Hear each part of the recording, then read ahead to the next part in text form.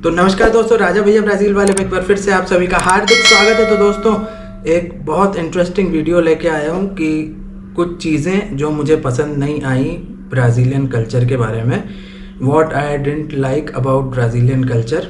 तो दोस्तों, जैसा मैं हमेशा बताता हूँ, कोई भी देश है उसमें कुछ पॉजिटिव्स होते हैं, कुछ नेगेटिव्स होते हैं। जैसे हमारा इंडिया भी है, कुछ अच्छी चीज़ें होंगी, कुछ नेगेटिव चीज़ें होंगी, है ना।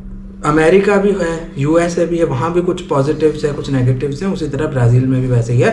तो क्या चीज़ें हैं जो मेरा पर्सनल एक्सपीरियंस के बेसिस पे मुझे पसंद नहीं है ब्राज़ील के बारे में। तो पहली चीज़ जो मुझे बिल्कुल पसंद नहीं आई ब्राज़ील के बारे में कि ब्राज़ील कुछ ज़्यादा ही लिबरल है, टू लिबरल, बहुत ज़्यादा लिबरल है।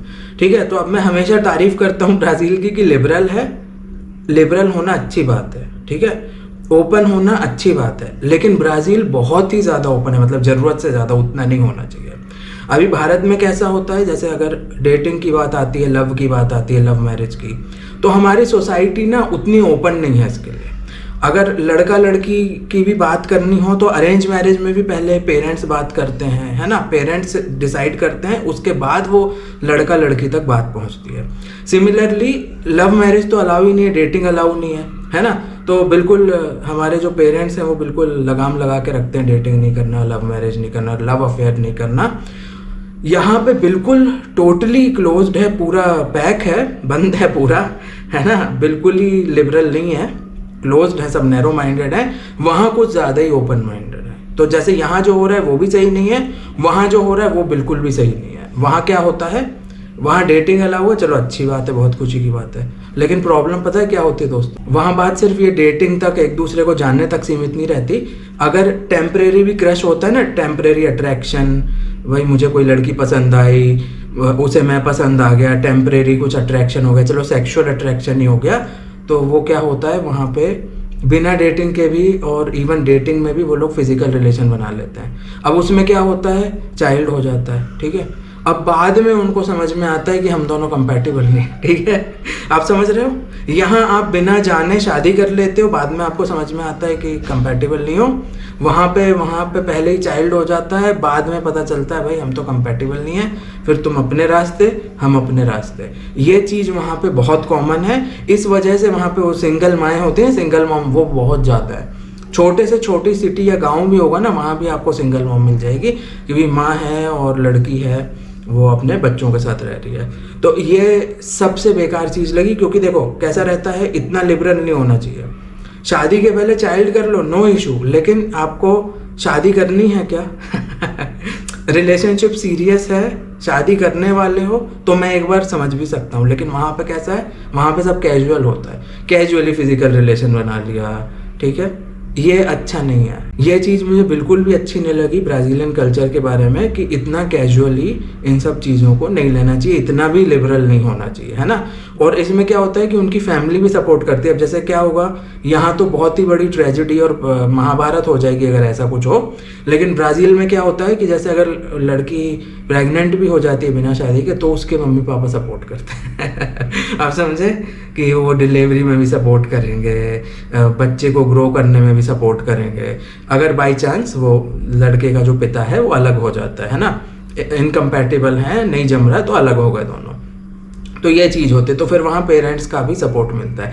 ये एक तरह से अच्छी बात है, क्योंकि देखो लड़कियों को वहाँ पे ऐसा नहीं किया जाता कि ये कैरेक्टर लेस है ना, ये गिरी हुई है ठीक है, लड़कियों को ऐसे परेशान नहीं किया जाता वहाँ पे, जो भारत में एक बार हो सकता है। लेकिन ये भी अच्छी बात नहीं है कि बिना शादी के सीरियस रिलेशनशिप नहीं है, कैजुअली आप ये सब कर लो, ये बिल्कुल गलत है, ठीक है दोस्तों।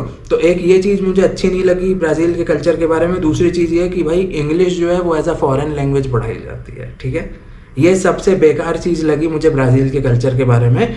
इंग्लिश को वो लोग फॉरेन लैंग्वेज की तरह पढ़ाते हैं। अब उसमें चक्कर क्या होता है कि जैसे हमारे यहाँ होता है ना, हम स्कूल में जर्मन फ्रेंच सेलेक्ट कर सकते हैं, एक एडिशनल, है ना, संस्कृत के बजाय जर्मन ले लो, फ्रेंच ले लो। तो ऐसे वहाँ पे भी होता है कि आप इंग्लिश ले सकते हो एडिशनल कुछ। तो उसमें चक्कर क्या होता है, जो पब्लिक यूनिवर्सिटीज़ हैं, पब्लिक स्कूल्स हैं जो उनके, पब्लिक स्कूल्स हैं गवर्नमेंट के, उसमें तो ढंग से कुछ पढ़ाते ही नहीं है। वहाँ के तो टीचर को भी ढंग से इंग्लिश नहीं आती होगी। अब प्राइवेट वाले पढ़ाते हैं। अब प्रॉब्लम क्या होता है कि ये जो कंपलसरी सब्जेक्ट नहीं है ना, उसकी वजह से ब्राज़ीलियन बच्चे इंग्लिश नहीं सीख पाते। फिर क्या होता है, उनको अलग से क्लासेस लगानी पड़ती हैं। इंडिया में क्या होता है, हम लोग स्कूल में इंग्लिश सीखते हैं, स्कूल में इंग्लिश सीखते हैं, बेसिक चीज़ें ग्रामर थोड़ी बहुत तो आ जाती है। फिर क्या होता है, हमें बोलते नहीं आती, कॉन्फिडेंस नहीं रहता, तो हम लोग स्पोकन इंग्लिश लगा के फटाक से सीख जाते हैं। यहाँ पे इंडिया में ऐसा होता है, बहुत इजीली हम सीख जाते हैं क्योंकि हमारा बेस होता है। वहाँ पे उनका बेस नहीं है, वो डायरेक्टली क्लास में जाते हैं। अब बताओ कैसे सीखेगा? तुम डायरेक्टली क्लास लगा रहे हो, फिर मिस होगी क्लास। कई लोग क्या करते हैं, कॉलेज स्कूल के साथ लगाएंगे, ठीक है, कई लोग जॉब कर रहे हैं उसके साथ लगाएंगे, तो अब कैसे ध्यान होगा आपका, है ना? स्कूल में अगर पढ़ाओगे एज अ कंपलसरी लैंग्वेज तो बच्चे पढ़ लेंगे एग्जाम पास करने के। तो ये चीज़ मुझे एक अच्छी नहीं लगी कि इंग्लिश को एज अ फॉरेन लैंग्वेज पढ़ाते हैं। उस वजह से क्या होता है ना, ब्राज़ीलियन लोग बाहर जाने में ज़्यादा वो नहीं हो पाते, ग्रो नहीं कर पाते, फिर उनको अलग से सीखनी पड़ती है। फॉरेन जाने में उनको डिफ़िकल्टी आती है, घूमने भी जाना, जैसे इंडिया आएगा, अब इंग्लिश नहीं आती है ना। फिर क्या होता है कि जैसे हम लोग भी वहाँ जाएंगे, दूसरे देश के लोग भी ब्राज़ील जाते हैं, तो उनको भी प्रॉब्लम होती है क्योंकि ब्राज़ीलियंस को इंग्लिश नहीं आती। तो ये एक चीज़ है। तीसरी चीज़, फैमिली का इंटरफेरेंस रहता है रिलेशनशिप और मैरिज में, ठीक है। अब कहोगे राजा भैया यार क्या बात कर रहे हो तुम तो हमेशा कहते हो इतने ओपन माइंडेड हैं, लिबरल हैं। अभी एक केस बताया लिबरलिज्म का। तो जैसे भारत में होता है ना कि फैमिली जो है वो हस्बैंड वाइफ के बीच में है ना, लड़के का फैमिली लड़की की फैमिली इंटरफेयर करें, कुछ करें, ऐसा वहाँ पे भी होता है कभी कभी, और वो सही नहीं है, और उस वजह से भी लोगों को प्रॉब्लम होती है। तो वहाँ पे कैसा कल्चर चलता है, शादी हो गई तो आप अपना अलग घर लेके रहते हो, भले किराए का ही हो। हमारे यहाँ कैसा है, शादी होगी तो बहू घर पे आएगी, सास ससुर होंगे, है ना, ऐसा होता है। वहाँ पे कैसा होता है, जैसे शादी हो गई मेरी तो मैं अपने घर से निकल जाऊँगा, किराए का अपना लेके रहूँगा। तो ये चीज़ होती है। अगर वो लोग साथ में रहते हैं तो फिर वहाँ पे भी वही होती है, सास बहू की किटकिट होगी ये सब चीज़ें वहाँ पे भी होती है, ठीक है।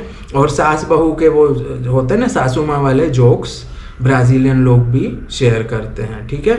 तो ये सब चीज़ें वहाँ पे भी होती हैं। अनफॉर्चुनेटली ये भी नहीं होना चाहिए। जब इतना लिबरल हैं ब्राज़ीलियन लोग, इतने ओपन माइंडेड हैं कि मैरिज के पहले चाइल्ड भी वो लोग ओके मानते हैं, ठीक मानते हैं, तो फिर रिलेशनशिप में भी फैमिली को इंटरफेयर नहीं करना चाहिए। चौथी चीज़, ब्राज़ीलियन लोगों के ना बहुत बड़े लाइफ गोल्स, ड्रीम्स, ये सब चीज़ें नहीं होती। बहुत सीधे सिंपल हैं वो लोग। मेजॉरिटी ऑफ पॉपुलेशन यही करती है, 12th हुआ और कुछ भी जॉब में लग जाओ, मिनिमम वेज वाला, ठीक है। 1500 रियाल की सैलरी है, उसमें ही खुश हैं, है ना। EMI पे मोबाइल ले लो। ब्राज़ीलियन लोग जो हैं वो क्रेडिट कार्ड पे जीते हैं। क्रेडिट कार्ड होता है 1,000 की लिमिट वाला, उस पे उनको जो चाहिए होता है ले लेते हैं, सैलरी आता है क्रेडिट कार्ड पे कर देते हैं। तो पूरा ब्राज़ील ऐसे ही चलता है। एक वीडियो मैंने बताया था, क्रेडिट कार्ड पे और EMI पे जीते हैं ब्राज़ील के लोग, देख लेना। तो ऐसे ही चलता है, मोबाइल लेना है 12 किस्तों में मोबाइल ले लिया, बढ़िया अपना, ठीक है। तो उनका पूरा ऐसे ही चलता है और वो लोग ज़्यादा टेंशन नहीं लेते, है ना। हमारे यहाँ कैसा है कि हम सेव करें, हमें हाइक चाहिए, है ना, स्विच करें, बहुत चलता है ना। साइड बिजनेस शुरू कर दो, कुछ बहुत सारी चीज़ें, शेयर मार्केट की ट्रेडिंग कर लो। मैंने ऐसे बहुत सारे लोग देखे हैं जॉब के साथ शेयर मार्केट की ट्रेडिंग करते हैं, ठीक है। तो ऐसे उनके कोई बहुत बड़े गोल्स और ये सब चीज़ें नहीं। चिल रिलैक्स लाइफ है, मिनिमम वेज की नौकरी लग गई, हो गया। सब लोग ऐसे नहीं करते, बहुत सारे लोग हैं यूनिवर्सिटी जाते हैं, पढ़ते हैं, लेकिन एट द एंड फिर वो ये ग्रेजुएशन करते हैं ज़्यादा से ज़्यादा, और फिर जॉब वॉब करते हैं और उनका उसी में चलता है, उसमें ही खुश हैं। बहुत ज़्यादा ऐसे सपने नहीं है कि हम बहुत कोई बड़ा आदमी बने, बहुत मेहनत करें या कुछ, है ना। लेकिन हाँ, अपने ड्रीम्स को ज़रूर फॉलो करते हैं वो, ऐसा नहीं है। काफ़ी सारे लोग फॉलो करते हैं, लेकिन मेजॉरिटी ऑफ पॉपुलेशन सेटिस्फाइड है जैसी लाइफ है। जैसे मैंने बताया ना, वो एक एजेड अंकल मिले थे मुझे बल्नेआरियो कम्बोरियो में, मैं घूम रहा था तो वहाँ एक सीनियर सिटीज़न कपल मिला था। अंकल आंटी 70 के होंगे। तो अंकल बहुत क्रिटिसाइज़ कर रहे थे कि ब्राज़ीलियन जो हैं वो खुश हैं, उनको सिर्फ बियर दे दो, आप कार्निवल दे दो, सांबा डांस दे दो और बीच दे दो, ये 4 चीज़ें दे दो, वो लोग खुश हैं, संतुष्ट हैं, और कुछ करने का उनका कुछ मन नहीं है। अगर वो ब्राज़ीलियन लोग चाहे तो नंबर 1 कंट्री बन जाएगी ब्राज़ील, ठीक है। तो ये ब्राज़ीलियन ने खुद बोला था, तो वही है, बहुत कुछ नहीं है, पॉलिटिक्स में भी कुछ नहीं है ज़्यादा, और ऐसे ही है, चलता है, सिंपल लिविंग है।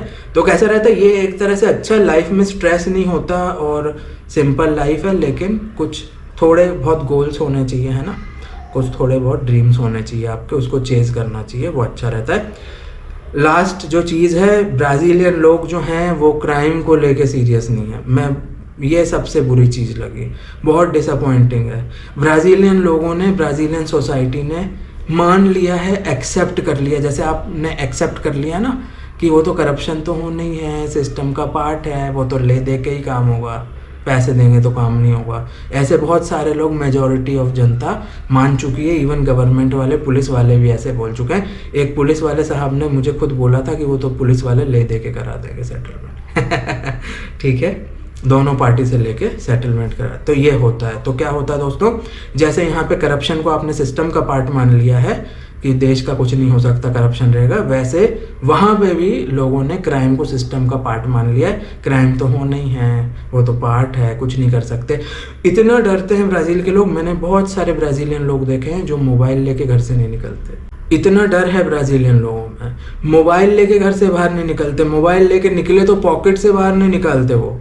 मैं जब कार्निवल में मोबाइल से वीडियो शूट कर रहा था ना, ऑनर 6X था, मैं डालूंगा डिस्क्रिप्शन में लिंक। पहली बार कार्निवल में गया था तो ना, वो जो रास्ते पे सामान बेचते हैं ना लड़के लोग, शर्टलेस जो लड़के सामान बेचते हैं ना, लड़के स्लम वाले, ये पानी बेच रहे हैं, कोक बेच रहे हैं, बियर बेच रहे हैं, वो मुझे बोल रहे थे, अरे तू इधर रिकॉर्ड करेगा। ऐसे बोल रहे थे वो, ऐसे बोल रहे थे जैसे भाई पागल आगल हो गया कि इधर रिकॉर्ड करेगा तू, ऐसे बोल रहे थे। क्योंकि मैं ऐसे लेके बढ़िया रिकॉर्ड कर रहा था, कार्निवल पहली बार गया था, फ़ोटो निकाल रहा था। तो वहाँ के लोग जो हैं बहुत डरते हैं और उन्होंने मान लिया है, ठीक है, कि सिस्टम का पार्ट है क्राइम और कुछ नहीं होगा, हमें बस मोबाइल लेके नहीं जाना, रात को नहीं जाना, ध्यान रखना। और ऐसे भी लोग हमने देखे हैं, चोर आता है मोबाइल लेने तो वो दे देते हैं, कुछ भी वो नहीं करते, ठीक है, वो दैट इज़ ओके। कई बार गन भी रहती है, लेकिन वो लोग दे देते हैं और उसके बाद वो टेंशन भी नहीं लेते। उन्होंने सिस्टम का पार्ट मान लिया है। वो सिर्फ एक स्टेटस डालते हैं कि ना मेरा ना फ़ोन चोरी हो गया है और मेरे व्हाट्सएप के सब कॉन्टैक्ट चले गए, अगर कहीं से कोई मैसेज आया ना तो मैंने मैसेज नहीं किया, नया फ़ोन लेके फिर मैं आपको मैसेज करूँगा। वो सिर्फ इतना स्टेटस डालते हैं, नो FIR नथिंग, कोई FIR कोई नहीं लगाता, क्योंकि उन्होंने सिस्टम का पार्ट मान लिया है, ठीक है। चोर की धुलाई हो रही है इंडिया जैसा, ऐसा वैसा कुछ नहीं होता भाई। चोरी हो गई वो बहुत कॉमन है, मतलब सिस्टम का पार्ट मानना ये बहुत गलत है। सीरियसनेस नहीं दिखाना, उनको बोलना चाहिए कि भाई क्रिमिनल हैं अगर स्लम में तो पुलिस मिलिट्री अंदर जाके उनको ठोके, कार्रवाई करे। लेकिन नहीं भैया, ये होता है। कभी कार्रवाई हो भी जाती है ना, स्लम में गैंगस्टर्स को मार देते हैं तो लेफ्ट विंग वाले छाती पीटते हैं, कम्युनिस्ट आ जाते हैं कि गरीबों को मारती है पुलिस, ठीक है। स्लम में जाके गरीबों को मारती है। भाई मेरे भैया, AK-47 वाले गरीब होते हैं। US मिलिट्री जो वो कौन सी होती है, MI, वो गन होती है, असॉल्ट राइफल बहुत बड़ी, ये सब रखने वाले गरीब होते हैं। हैंड ग्रेनेड, रॉकेट लॉन्चर है स्लम में, ये गरीब है, स्लम के गरीब है ये लोग। क्या बात करते हो। ड्रग्स और आर्म ट्रैफिकिंग करते हैं, करोड़ों रुपए हैं, बड़ी बड़ी गाड़ियों में घूमते हैं, फंक म्यूजिक बनाते हैं और फंक म्यूजिक में इन्वेस्ट करते हैं, इसीलिए फंक म्यूजिक बदनाम है ब्राज़ील में, ठीक है। स्लम म्यूजिक बोलते हैं, मैं स्लम म्यूजिक वाला आदमी हूँ, ठीक है। ठीक है, समझ रहे हो मेरे प्यारे भाई, ये चीज़ होती है। तो उन्होंने सिस्टम का पार्ट बना लिया है और अगर कोई एक्शन लेता है तो उसको सपोर्ट भी नहीं करते। जेयर बोल्सोनारो हैं जो हमेशा सपोर्ट किया है। विल्सन विट्ज़ल जो रियो डी जेनेरो के गवर्नर थे, उन्होंने सपोर्ट किया। अनफॉर्चुनेटली उनका करप्शन में नाम आ गया था तो उनको निकाल दिया। एक चीज़ ये ब्राज़ील की अच्छी, करप्शन होता है तो निकाल देते हैं सीधे, फिर वहाँ ये नहीं चलता कि मैं नेता हूँ, सरकार के, कुछ नहीं, पुलिस वाले ही तुमको लेके जाएंगे वहाँ। ये मुझे बहुत अच्छी चीज़ लगी है। ओनली वन थिंग एक अच्छी है। कुछ चीज़ें मैंने बताई हैं ब्राज़ील के बारे में जो अच्छी नहीं लगी। भाई क्राइम को लेके सीरियस होना पड़ेगा उनको। लिबरलिज्म है, फॉलो कर रहे हैं, करो, लेकिन उसमें भी थोड़ा रिस्पॉन्सिबल हो सकते हैं वो लोग, है ना। बाकी इंग्लिश को थोड़ा और सीरियसली ले सकते हैं तो अच्छा हो जाएगा। ये 3 चीज़ें करेंगे तो काफ़ी इम्प्रूव हो जाएगा ब्राज़ील। तो दोस्तों वीडियो कैसा लगा, ये जनरल ऑब्जर्वेशंस थी मेरी, मैंने अपने ओपिनियंस दिए हैं, है ना। आप भी अपने ओपिनियंस दीजिए। ब्राज़ील के कल्चर के बारे में क्या ख़राब लगता है आपको कमेंट करके बताइए, क्या अच्छा लगता है वो भी कमेंट करके बताइए। वीडियो देखने के लिए बहुत बहुत धन्यवाद। जय हिंद, भारत माता की जय, वंदे मातरम।